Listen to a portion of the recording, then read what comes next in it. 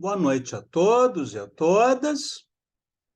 Na aula da semana passada, estudamos o mito da origem na cultura judaico-cristã, conforme relatado no livro do Gênesis, ou Bereshit, que parte do princípio de que antes da criação do universo e dos seres vivos, existia apenas Deus, e que, por meio de sua palavra, de sua vibração sonora transcendental, ele fez surgir todas as coisas e seres.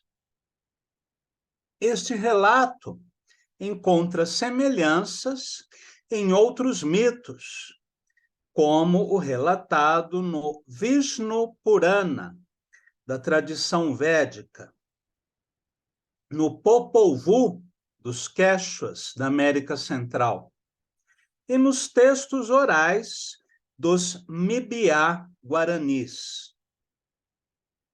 Em todos esses mitos da origem, a criação é fruto da vontade de uma inteligência superior, cuja existência precede a matéria, densa ou sutil. Em outras mitologias, porém, encontramos histórias diferentes. Conforme a tradição chinesa, que registra mais de 5.000 anos de civilização e cultura, no início de tudo havia apenas o Tao, o ilimitado, incondicionado, sem forma, nome, atributos ou personalidade. O tal que pode ser nomeado não é o verdadeiro tal, afirma Lao Tzu, ou Lao Tse, no livro Tao Te Ching, que hoje é pronunciado Dao De Jing, conforme a nova transliteração fonética oficial divulgada pela China. O Tao, ou Dao, é o eterno, de cujo sopro provém o tempo, o ilimitado, que gera o espaço, o imóvel, que propicia o movimento, e o imutável, que impulsiona o ciclo de mutações do universo. O tal é incondicionado e está em toda parte, dentro de tudo e fora de tudo, como diz o Isopanishad védico. A presença do tal é revelada como ausência. Ele, o autoexistente, é a unidade manifestada na aparente multiplicidade dos fenômenos. O tal é incompreensível. Ele existe no mundo dos fenômenos e, ao mesmo tempo, não existe, pois transcende a existência. Ele é a essência última. Enquanto vacuidade e ausência, que antecede toda manifestação de nomes e formas, ele também é chamado de Wuxi. O ideograma usado para designar o tal é formado por dois signos, a cabeça e os pés, sugerindo um movimento inteligente ao longo de uma estrada. Assim, o tal é o caminho, mas também o caminhante e o ato de caminhar. É o sujeito, o verbo e o objeto, ao mesmo tempo, sem distinção. A partir do tal, que é semelhante ao vazio, assim como o Shunyata no budismo ou o Brahman védico, surge um par de opostos, que é representado graficamente pelo símbolo do Tai Chi, um círculo dividido ao meio, no qual temos um campo branco, um círculo preto em seu interior e um campo preto, no qual há um círculo branco em seu interior.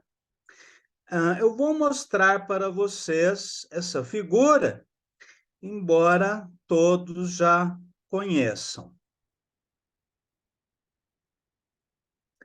Só um minutinho.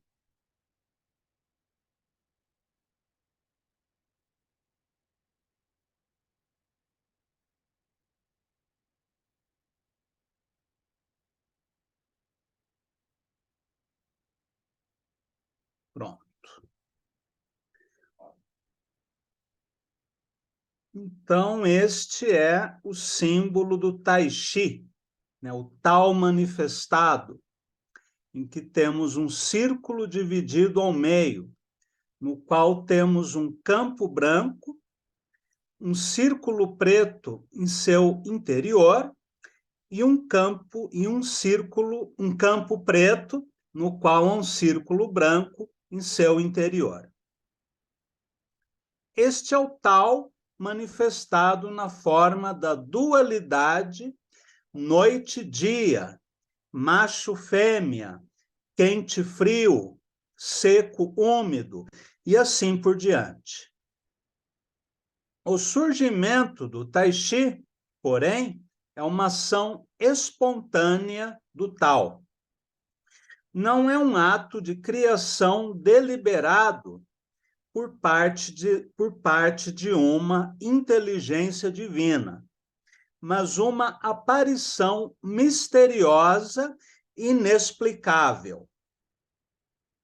Essas duas forças são chamadas de Yin e Yang, que não são deuses, nem seres conscientes, mas energias. O Yin é feminino, lunar, frio, úmido, suave. O Yang é masculino, solar, quente, seco e duro. O Yang celestial é representado graficamente por uma linha contínua e o Yin terrestre por uma linha interrompida. Numa primeira série de transformações, Yin e Yang se combinam, formando os 4 desenhos, ou Shi-Xiang, representados por diferentes combinações entre as linhas cheias e as interrompidas, conforme eu vou mostrar para vocês agora. O Shi-Xiang representa as 4 direções, as 4 estações, as 4 fases da Lua e as 4 etapas da vida humana: infância, juventude, maturidade e velhice. Estas 4 imagens, acrescidas de uma terceira linha, Yin ou Yang, formam os 8 trigramas, ou Pakwa, as 8 energias encontradas na natureza.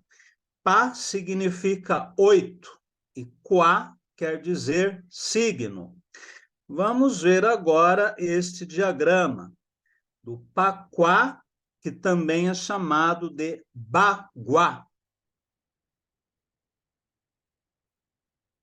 Cada trigrama representa a interação energética entre céu, homem e terra. Combinados entre si, os trigramas dão origem aos 64 hexagramas do I Ching. Essas imagens simbolizam tudo o que acontece no céu e na terra, os diferentes estados de transição do ciclo das mutações. Os Paquá não representam coisas, mas tendências de movimento na mecânica universal. Cada trigrama representa uma força da natureza, ativa ou passiva, de acordo com a predominância de Yin ou de Yang. Nenhum trigrama é estático, mas dinâmico, sempre apto a se transformar em outro, no infinito jogo de interações dos opostos. Assim, a tempestade é sucedida pela calmaria, a escassez pela abundância, num contínuo vai e vem. Esta filosofia nos revela a impermanência dos fenômenos. Tudo é efêmero, imutável no mundo visível.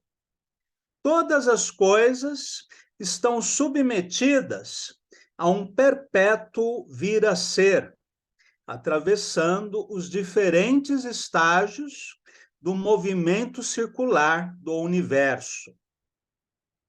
Conforme escreve o professor Roque Severino, abre aspas. Respeitar e reconhecer os elementos da natureza é saber ser firme como a montanha, silencioso como a terra, adaptável como a água e ativo como o fogo, suave como o vento de primavera, penetrante como a raiz na terra, enérgico como o machado que corta a madeira. Enfim, ser um com os elementos que compõem este magnífico universo. Os elementos nos mostram como, aplicando-os em nosso caráter, podemos transformar a nossa vida. Fecha aspas, ponto. Os Paquá são os elementos básicos para a compreensão das mudanças na natureza. Acasalando-se entre si, 8 vezes 8, igual 64, originam os hexagramas do I Ching, ou Livro das Mutações, que definem as tendências de movimento no macrocosmo e também no interior do ser humano, ele próprio um microcosmo. O conhecimento desse infinito jogo de dados permite vislumbrar todas as possibilidades do devir no mundo material. Daí a utilização do I Ching, tanto como livro de sabedoria, quanto como um oráculo. Esta interpretação da origem do universo, presente nas filosofias taoísta e confucionista, porém, era compreensível apenas para os eruditos. Por isso mesmo, o taoísmo popular, religião que inclui uma mitologia, cerimônias, rituais e práticas mágicas, procurou explicar a criação de forma mais alegórica ou mítica, para que as pessoas mais simples tivessem uma capacidade de compreender a Gênese. Desse modo, surgiu o mito de, no início de tudo, haver apenas um ilimitado ovo cósmico. Perdão.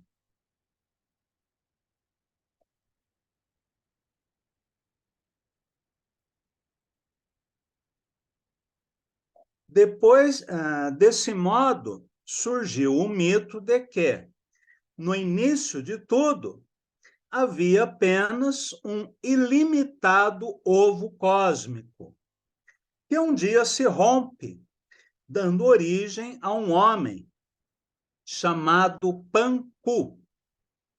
Ele cresceu durante séculos, e tamanha foi a sua expansão que a parte de cima da casca do ovo deu origem ao céu, e a parte de baixo à terra.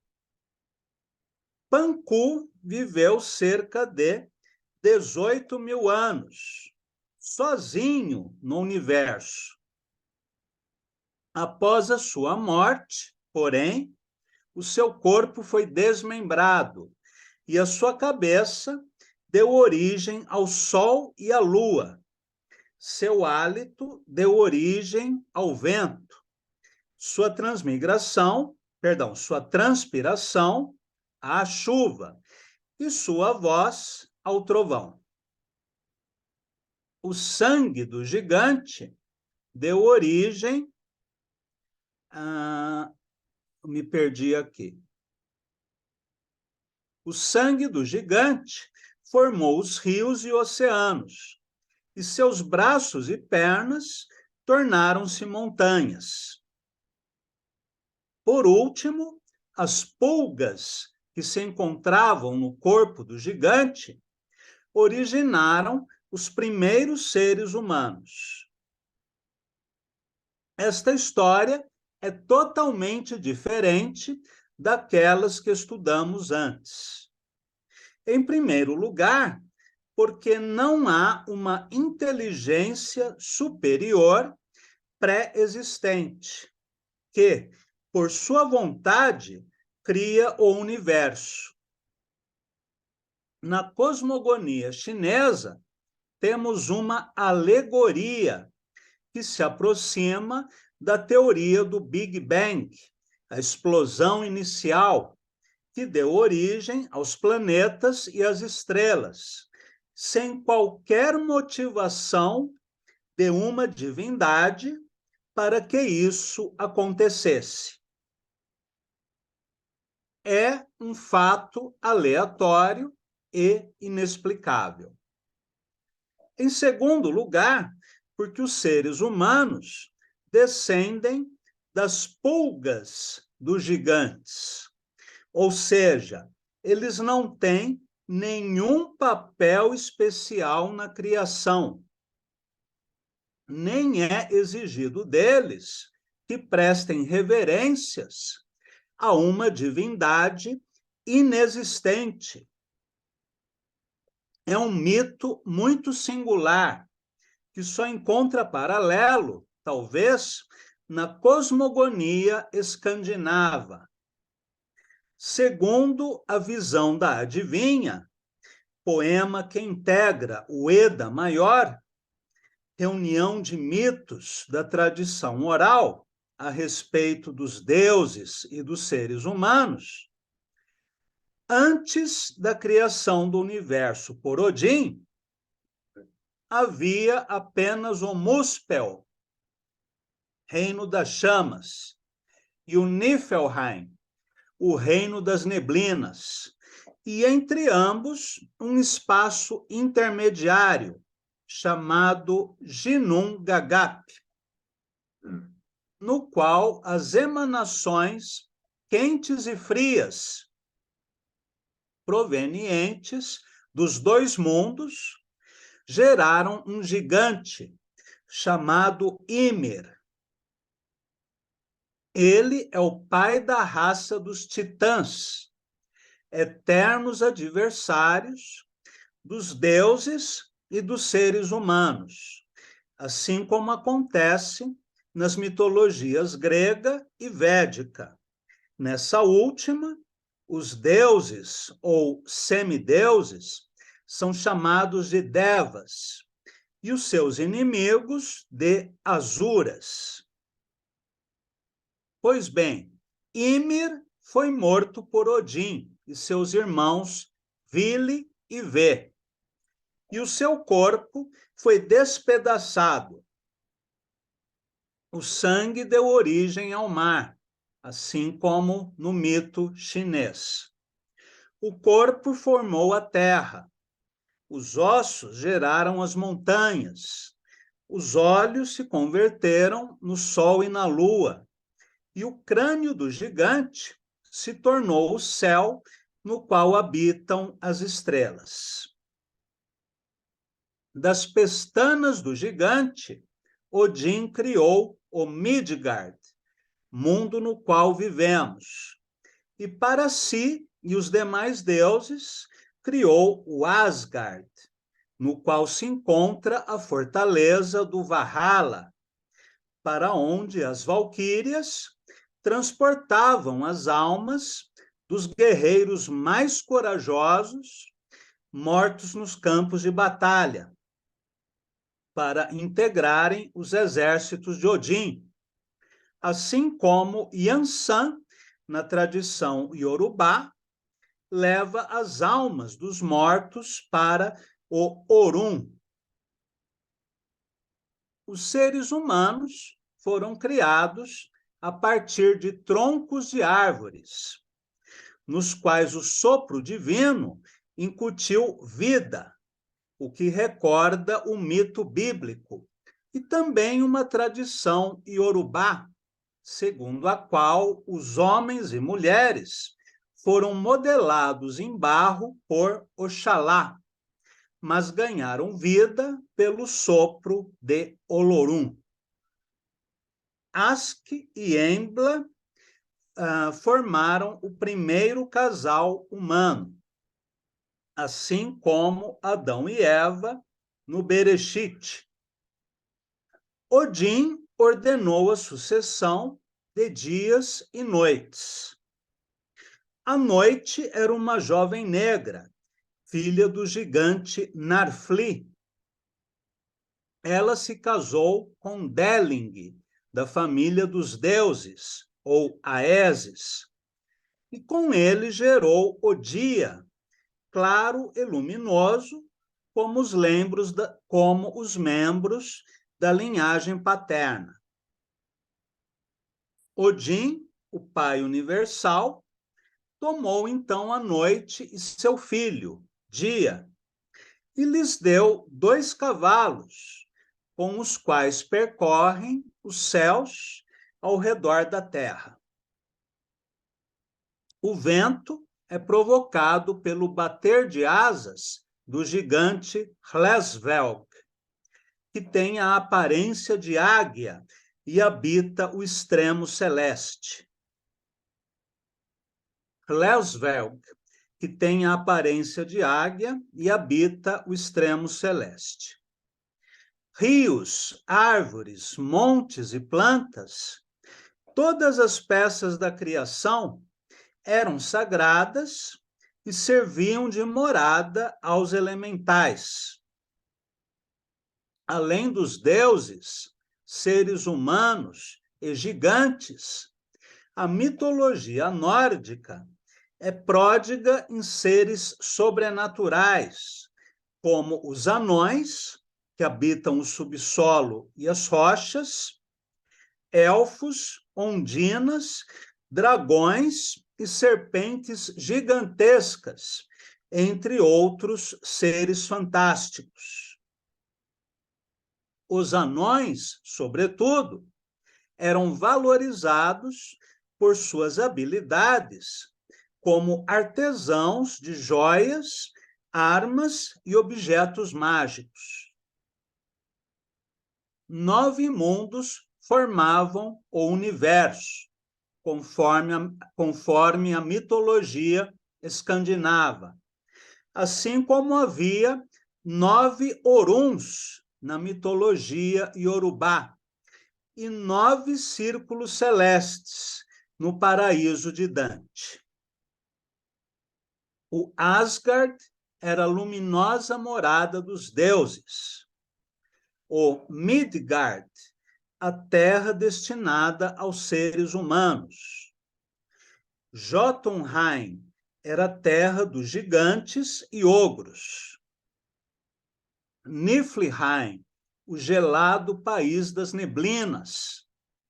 Muspel, o mundo das chamas, governado por Surt. Utgard era a pátria dos gigantes, de bruxas e monstros.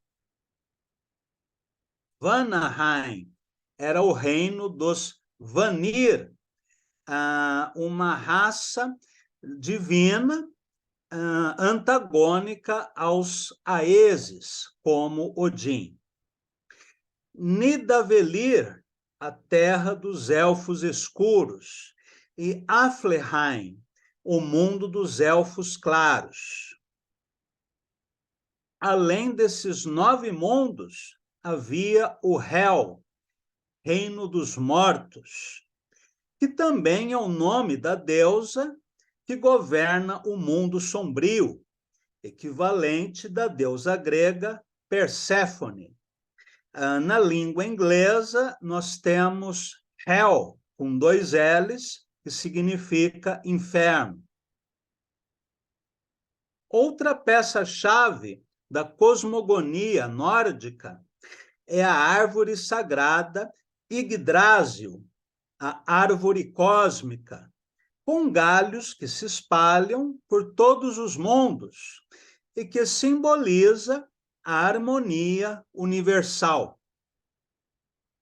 Numa curiosa analogia com a Cabala, enquanto nesta, a árvore dos mundos é formada pelos 9 sefirotes, na tradição escandinava, a árvore Yggdrasil sustenta 9 mundos.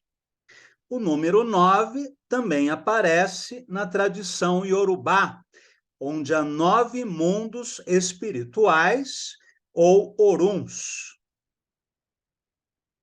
O mito escandinavo, em seu início, aproxima-se muito do relato chinês a respeito do ovo cósmico e do gigante Panku. Depois, afasta-se radicalmente da alegoria chinesa, apresentando todo um panteão de divindades, lideradas por Odin, que é o demiurgo responsável pela criação e organização de tudo o que há no universo. Os deuses nórdicos, porém, não são eternos. Assim como os deuses gregos do Olimpo, eles vivem em guerra com seus inimigos e um dia serão mortos com a chegada do Ragnarok, ou crepúsculo dos deuses, equivalente nórdico do Apocalipse judaico-cristã. Minutinho só.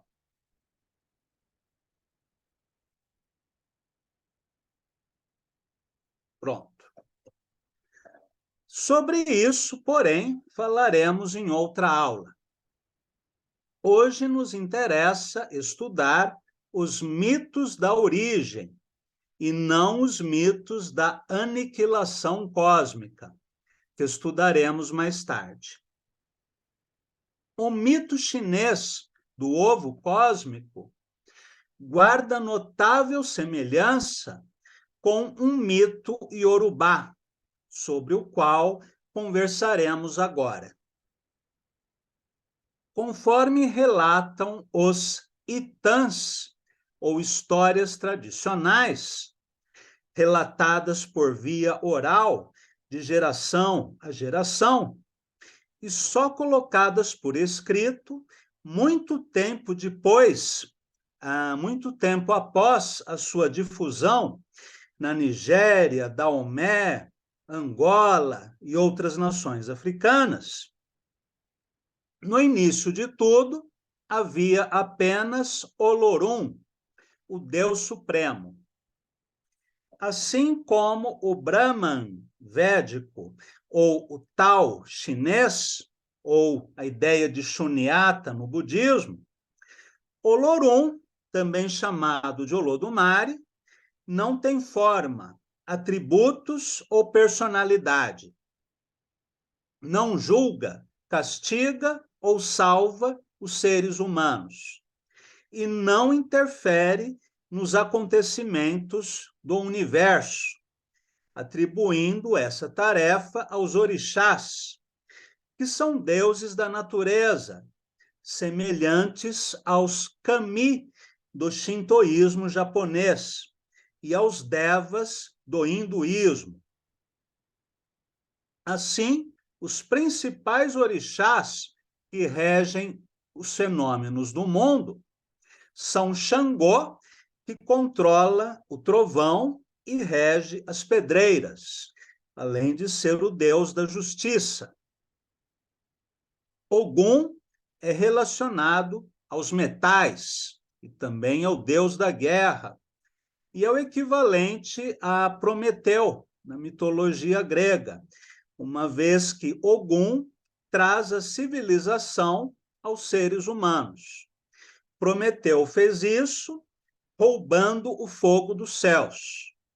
E Ogum ensinando os seres humanos a criarem ferramentas e armas de metal. Yansan, que rege o vento e a tempestade, e que também transporta as almas dos mortos para o Orum.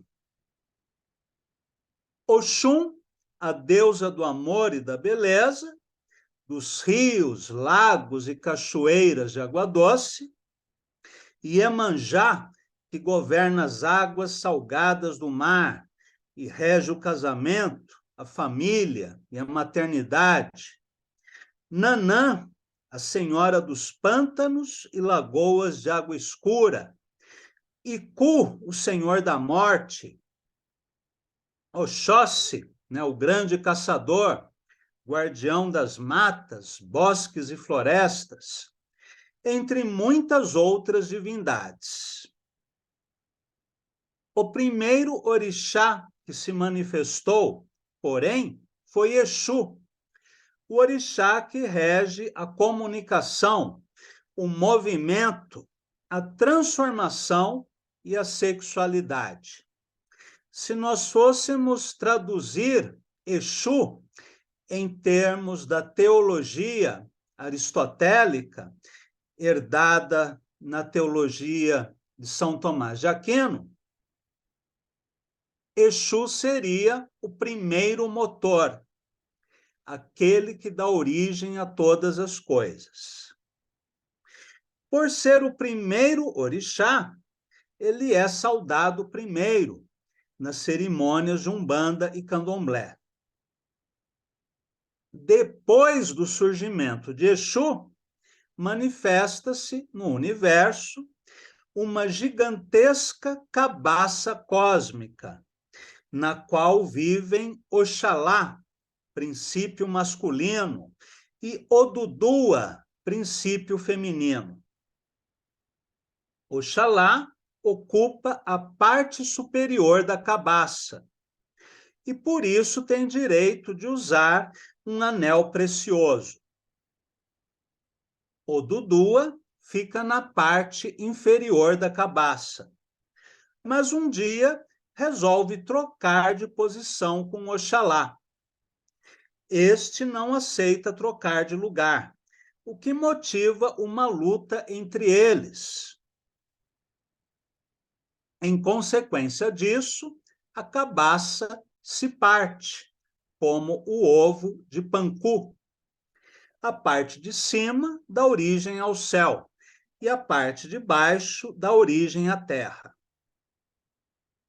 A cabaça também recorda o símbolo chinês do Tai Chi, em que estão presentes os pares de opostos, que, interagindo, fazem surgir todas as tendências de movimento ou energias do universo.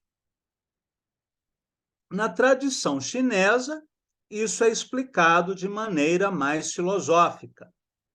Na tradição iorubá, assim como em outras, a celta, a escandinava, a egípcia, a metafísica é explicada a partir de histórias mitológicas, embora o conteúdo básico seja essencialmente o mesmo. Pois bem, após o rompimento da cabaça cósmica, Olorum atribui a Oxalá a função de criar os mundos e os seres vivos, na condição de rei dos orixás. Para esse fim, ele recebe o saco da criação, de onde ele tiraria todas as coisas que formam e povoam o universo.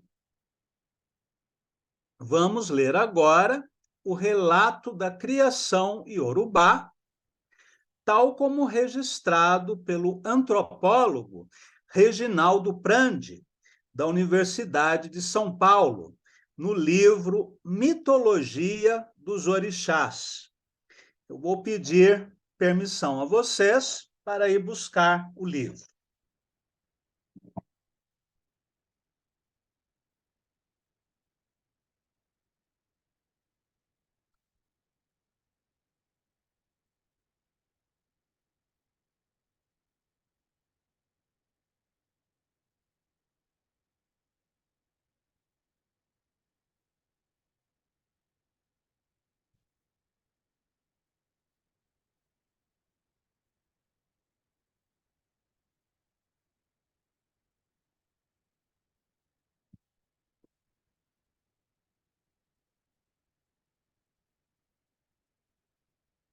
Então, este é o livro de Reginaldo Prandi, e ele escreve o seguinte. Vou só localizar a página.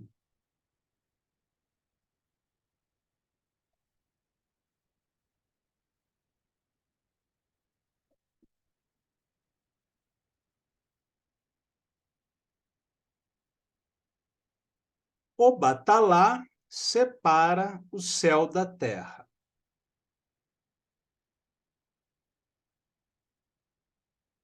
Deixa eu só verificar se é esta página mesmo.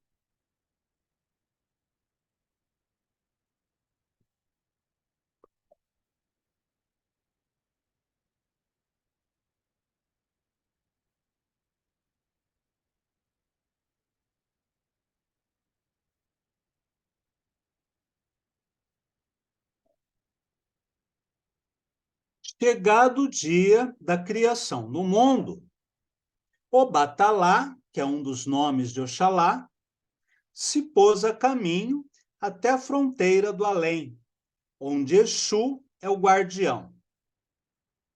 O Batalá não fez as oferendas nesse lugar, como estava prescrito. Ou seja, ele deveria saudar Exu, né, o primeiro orixá manifestado, e oferecer alguma coisa a ele. Mas Oxalá ignorou Exu e passou reto. Exu ficou muito magoado com a insolência e usou seus poderes para se vingar de Oxalá. Então, uma grande sede começou a atormentar o Batalá. O Batalá aproximou-se de uma palmeira e tocou seu tronco com seu comprido bastão. Da palmeira jorrou vinho em abundância, e o Batalá bebeu do vinho até embriagar-se. Ficou completamente bêbado e adormeceu na estrada, à sombra da palmeira de Dendê.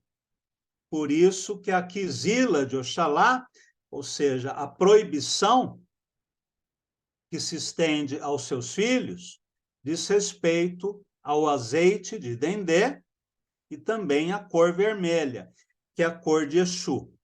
Então, um filho de Oxalá não pode vestir vermelho e não pode consumir nada derivado do Dendê. Ninguém ousaria despertar o Batalá. O Dudua tudo acompanhava. quando certificou-se do sono de Oxalá, Odudua apanhou o saco da criação, que fora dado ao Batalá por Olorum. Odudua foi ao Lodumare e lhe contou o ocorrido. Olodumare viu o saco da criação em poder de Odudua e confiou a ela a criação do mundo. Nota, em alguns mitos, em algumas histórias, Odudua aparece como mulher e, em outras histórias, aparece como homem. Eu, pessoalmente, penso em Odudua como figura feminina, justamente por causa do relato da cabaça, em que havia o princípio masculino, logo, seria lógico que houvesse também o princípio feminino. Com as 400.000 correntes, Odudua fez uma só, e por ela desceu até a superfície de Okun, o mar, e sobre as águas sem fim abriu o saco da criação e deixou cair um montículo de terra. Soltou a galinha de 5 dedos, e ela voou sobre o montículo, pondo-se a ciscá-lo. A galinha espalhou a terra na superfície da água. Odudua exclamou na sua língua, Ilê Nifé, que é o mesmo que quer dizer, a terra se expande, frase que depois deu nome à cidade de Ifé, cidade que está exatamente no lugar onde Odudua fez o mundo. Em seguida, Odudua apanhou o camaleão e fez com que ele caminhasse naquela superfície, demonstrando assim a firmeza do lugar. O Batalá continuava adormecido. Odudua partiu para a terra para ser sua dona. Então o Batalá despertou e tomou conhecimento do ocorrido. Voltou ao Lodumare, contando sua história. O Lodumare disse: o mundo já está criado. Perdeste uma grande oportunidade. Para castigá-lo, o Lodumare proibiu o Batalá de beber vinho de palma para sempre, ele e todos os seus descendentes, ou seja, todos os filhos de Oxalá. Mas a missão não estava ainda completa, e o Lodumare deu outra dádiva ao Batalá, a criação de todos os seres vivos que habitariam a terra. E assim o Batalá criou todos os seres vivos, e criou o homem e criou a mulher. O Batalá modelou-os em barro, os seres humanos, e o sopro de Olodumare os animou. O mundo agora se completara, e todos louvaram o Batalá. Segundo outro Itã, né, outra história tradicional, quando Oxalá se põe a criar os seres humanos, ele cria primeiro as figuras em barro e depois as coloca em um forno. Porém, ele ainda estava de ressaca da bebedeira. Por isso que algumas figuras foram retiradas e ainda não estavam bem cozidas. O barro ainda estava muito claro. Essa seria a origem dos albinos. Enquanto outras figuras ficaram muito tempo no forno e saíram de lá deformadas. Essa seria a origem dos aleijados. Muito bem. E assim, chegamos ao final da aula de hoje, com este breve resumo de algumas das principais cosmogonias ocidentais e orientais. Claro, não mencionamos aqui, por enquanto, mitos egípcios, astecas, sumérios ou celtas, aos quais iremos nos referir em outras aulas. Hoje, o objetivo central de nossa conversa foi mostrar as principais semelhanças e diferenças entre relatos da criação de diversas culturas, antes de estudarmos a cena da origem helênica, talvez a mais rica e complexa, só comparável à mitologia védica. A questão que deixamos para a reflexão de vocês, a partir do que estudamos hoje, é a seguinte: qual é a nossa origem? Somos o resultado de uma inteligência superior pré-existente que criou o mundo a partir da linguagem? Ou somos fruto do acaso de uma grande explosão cósmica? Claro, jamais teremos uma resposta a essa pergunta, mas o estudo das mitologias nem sempre nos apresenta respostas. Na maioria das vezes, apenas nos auxilia a formularmos as perguntas corretas. Então, boa noite a todos e a todas, e até a nossa próxima aula.